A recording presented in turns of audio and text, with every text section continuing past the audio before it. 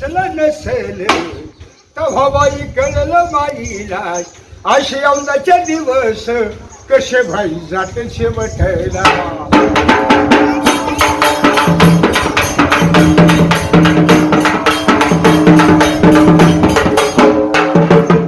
आई माझी लखाबाई तुझा भाई भारी का कंबर नेसन पितांबर मिरी भाई पडली 100.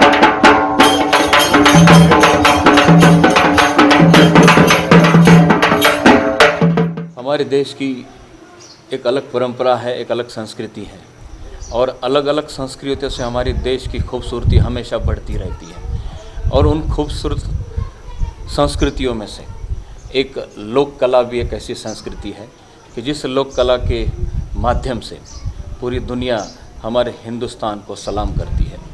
और ये कला अलग अलग राज्यों में अलग अलग तरीके से मनाई जाती है, लेकिन इसमें सबसे अगर कोई मशहूर अगर कोई लोक कला है तो वो है हमारे महाराष्ट्र की लोक कला. और आपको याद होगा कि जब बचपन में कोई आपके घर कोई पोतराज आपके घर कोई आता होगा, अलग अलग रंगों के वस्त्र पहनकर अपने हाथ में ढोलक लेकर, हाथ में एक चाबुक भी उनके हाथ में होता था और अपने घर आकर हमें खुशी देने का काम किया करते थे.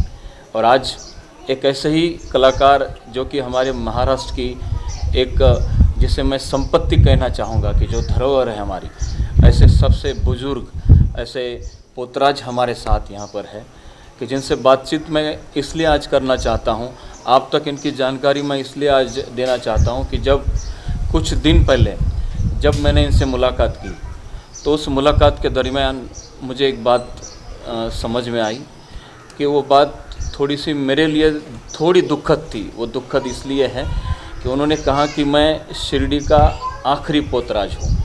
तो मुझे लगा कि ये ऐसा तो नहीं होना चाहिए. इनके बाद भी कोई ना कोई इनकी जो पीढ़ी है, आने वाले जो बच्चे हैं, वो अगर इस क्षेत्र में अगर आते हैं तो इस लोक कला को आगे ज़िंदा रखने का काम कर सकते हैं. लेकिन जब मुझे ऐसा लगा कि इनसे मुझे बात करनी चाहिए इस बारे में, तो मैं आज इनके घर आया हूँ, जिनसे मैं आप सभी की ओर से हृदय से मैं प्रणाम करना चाहूँगा कि जो 80 साल के पोतराज हैं, जो हमारी महाराष्ट्र के ही नहीं बल्कि हमारे देश का नाम अपनी कला के माध्यम से रोशन कर रहे हैं. तो 80 साल के पोतराज से मैं आज यहाँ पर वंदन करता हूँ और उनसे कुछ सवाल हिंदी में पूछूंगा, कुछ सवाल मराठी में उनसे मैं करूँगा और आप तक ये सारी जानकारी पहुँचाने का प्रयास करता हूँ. बाबा, तुमचं मी स्वागत करतो. आणि किती वर्षापासून तुम्ही ही कला सादर करता? किती वर्षापासून तुम्ही शिर्डीत आहात? इथं 72 सालापासून आलो तर इथं. आणि असं होतं तसं आई बापाने सोडलं पोतराज वरखेडच्या आईला. बरोबर. मुलं बाळ जगत नव्हते. बरं. आणि मग मुलं बाळ जगत नव्हते तर मग असं सोडलं. जावळातच जलमल्याबरोबर मग ते बढण केलं, आई संग लग्न लावलं, 5 दिवस हळद लावली आणि मग तिथं बकरू कोंबडं कापून तिथं शांतता केली आणि मग हे लग्न लावलं बाया माणसासंग. बरं. आणि मग हे आता हे आणायचं, लेकराला घालायचं आणि घरोघरी जायचं. हाँ. बरं. बाबा बहुत अच्छी बात यहाँ पर बता रहे हैं कि वो बहुत छोटी उम्र में यहाँ आए. लगभग 72 के साल में उन्होंने इस कला की शुरुआत की और घर घर जाकर भिक्षा मांगकर अपने परिवार को संभालने का काम, अपने परिवार को पालने का, इस कला के माध्यम से उन्होंने इस कला को अपने परिवार को पालने का एक जरिया बनाया, माध्यम बनाया. बाबा, तुम्हाला कसं वाटतं ज्यावेळेस तुम्ही लोकांकडे जातात आणि त्यांच्याकडे तुम्ही थोडीशी भिक्षा किंवा दक्षिणा मागण्याचा तुम्ही त्या ठिकाणी त्यांना विनंती करता, कसं वाटतं तुम्हाला? आनंद वाटतो ना. काय म्हणता त्यांना, तुम्ही काय म्हणता? आई आखाडाचा महिना, लक्ष्मी आली घरात, तिचा सन्मान करा. धर्म तारी धर्म मारी, धर्म हा कैलाशी उधार करी. बरोबर. आणि कुठल्या दिवशी जास्त जाता तुम्ही लोकांकडे? कोणत्या दिवशी जाता? मंगळवार, शुक्रवार. आज इकडे गेलं तर उद्या तिकडे दुसऱ्या मंगळवारी. 2 दिवस जाता का? हा. बरोबर. किती पैसे जातात लोक? मग काय पाहिली आधी भेटत. धान्य पण देतात? हा, धान्य मिळतं, मिरच्या मिळत्या, 10-5 रुपये भेटते. बरोबर. आणि पैसे घेतल्यानंतर, धान्य घेतल्यानंतर तुम्ही त्यांना काय आशीर्वाद देता? आशीर्वाद असा द्यायचा, चांगलं हो. बरोबर. हे असं द्यायचं लावायचं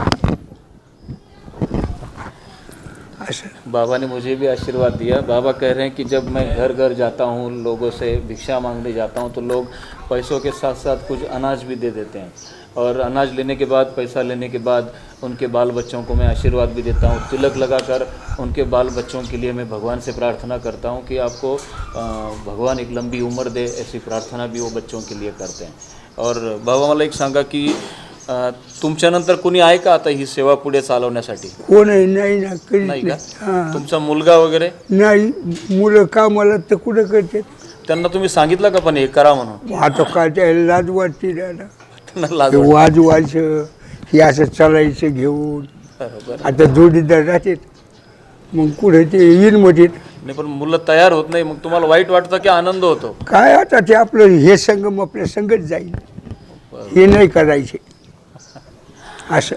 बहुत दिलचस्प बात बाबा ने यहाँ पर अभी मुझे बताई कि मैंने जब उनसे पूछा कि आपके बाद आपके बच्चे ये साज, ये कपड़े पहनेंगे कि नहीं, इस सेवा को आगे बढ़ाएंगे कि नहीं, तो बाबा थोड़ा सा उनका चेहरा जो पहले हंसता हुआ था वो थोड़ा सा नर्वस हो गया, और कह रहे हैं कि मेरे बाद मेरे बच्चे इस सेवा को आगे चलाने के लिए बिल्कुल तैयार नहीं हैं। तो मैंने पूछा कि क्यों तैयार नहीं है, तो बोलते हैं कि मेरे बच्चे शर्माते हैं, ऐसे वस्त्र पहनने के लिए शर्माते हैं, और मैं उनको कहूँ भी तो वो तैयार नहीं होते हैं।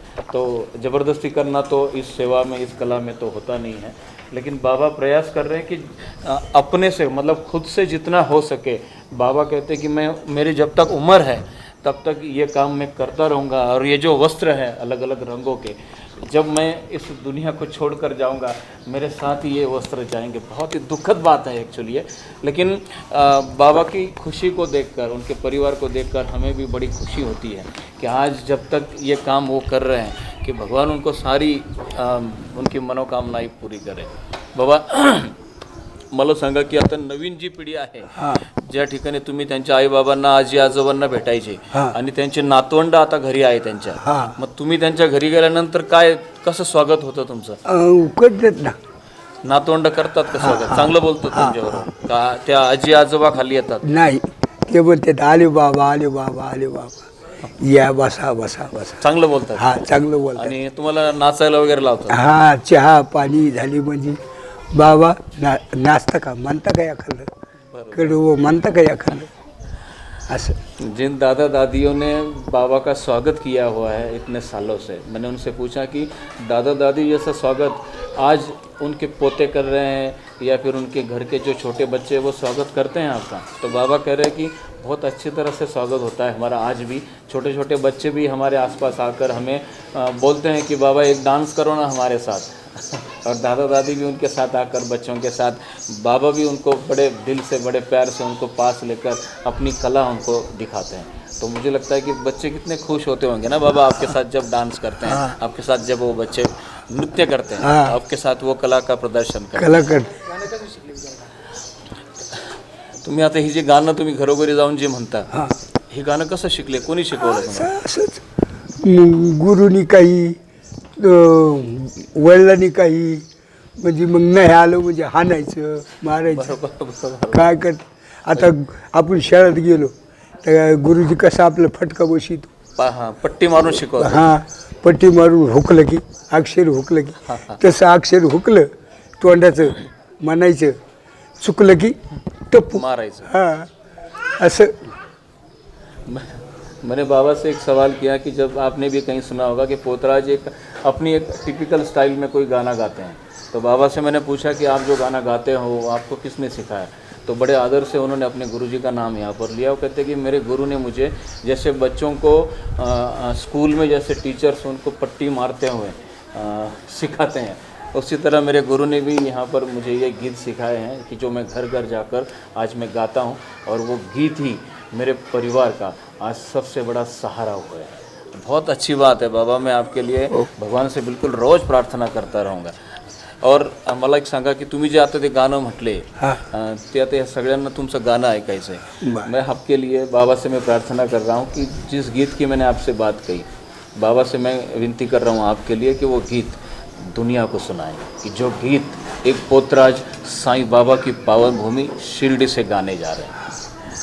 आशा अरुण्या वनात हाय ती काचाची कमान शिहिताच्या जीवासाठी गे हो बाई आणि गुंफा बांधली रामाने ना आणि शिहिताच्या जीवासाठी गे हो बाई आणि गुंफा बांधली रामाने ना आणि असे रामलक्ष्मण आणि ही हिंदते दोघं वनी असे रेशमाचे गोंडे गे हो बाई यायच्या धनुष्य बाण नाही ना असे रेशमाचे गोंडे गे बाई यायच्या धनुष्य बाण नाही ना आणि असं सीताचं व गाणं शेतात चाली वन वासा आडव्या झाल्या वन गाई आडव्या झाल्या वन गाई गे हो बाई कधी आता सीता माई ना आडव्या झाल्या वन गाई गे हो बाई आणि कधी आता सीता माई ना। जो गीत आप सारे लोग जो सुन रहे हैं, जिनको मराठी आती है उनको तो बड़ा ही आनंद आया होगा इस गीत को सुनकर, और जिनको मराठी नहीं समझ में आती है उनके लिए मैं कहना चाहूँगा कि इन्होंने जो अभी गीत गाया है, जो लोक कला में हमेशा जो गाया जाता है, तो उस गीत में उन्होंने रामायण का, भगवान श्री राम और मैया सीता का उन्होंने इस गीत में, इस लोक कला के गीत में वर्णन भी किया है। मतलब ये सिर्फ लोक कला ही नहीं है, ये सिर्फ एक साधारण गीत नहीं है। तो इस गीत के माध्यम से हमारी संस्कृति, हमारी रामायण महाभारत, इसका भी प्रचार प्रसार इस अपनी लोक कला के माध्यम से घर घर तक बाबा पहुंचाते हैं। एकदा डोळे झाकले की गेलं माझं हे संगच माझे कोण करते कोण राहते। क्या बात है, क्या बात है बाबा, असं होणार नाही। तुमच्यासाठी आम्ही सगळेजण प्रार्थना करूं। हिंदी में बताता हूँ कि बाबा कह रहे हैं कि जब मेरी आंखें बंद हो जाएगी, जब भगवान का बुलावा मुझे आएगा, उसके साथ साथ मेरे ये अलग अलग रंगों के वस्त्र भी मेरे साथ चले जाएंगे। तो थोड़ा सा दुख भी होता है इस बात को सुनने में, बताने में, लेकिन बाबा के लिए मैं आपसे प्रार्थना करता हूँ। जो भी लोग आज इस हमारे पोतराज बाबा जी को सुन रहे हैं, देख रहे हैं, उन सभी लोगों से मैं हाथ जोड़कर प्रार्थना करता हूँ कि ऐसी प्रार्थना करें कि बाबा की आंखें कई सालों तक बंद ना हो। बाबा के लिए आप उनकी लंबी उम्र के, लंबी आयु के लिए, उनके स्वास्थ्य के लिए आप सभी लोग साईनाथ से आप प्रार्थना करें। और बाबा तुम्हाला पण आम्ही सगळ्यांच्या वतीनं खूप खूप आभार तुमच्या या ठिकाणी व्यक्त करतो। और मैं आशा करता हूँ कि कई सालों तक पोतराज बाबा का गीत, बाबा की कला, हमारी महाराष्ट्र की लोक कला, ये ऐसी हमेशा जारी रहे, ऐसी मैं आज यहाँ पर आशा व्यक्त करता हूँ। ओम साई राम। ओम साई।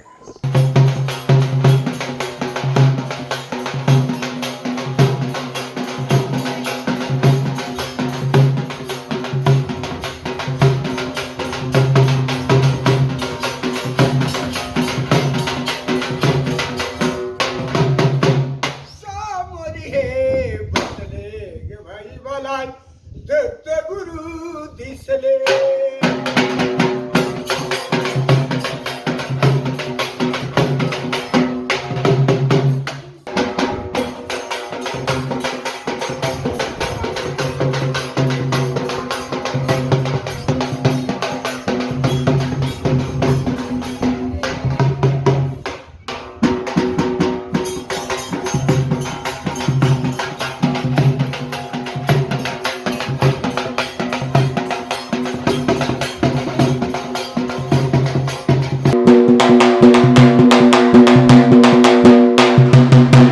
कोहनाचे वाडे उडे, कोहनाच्या गाया म्हशी, आशा स्वर्गीच्या वाटे गे बाई, आत्मा चालला उपाशी।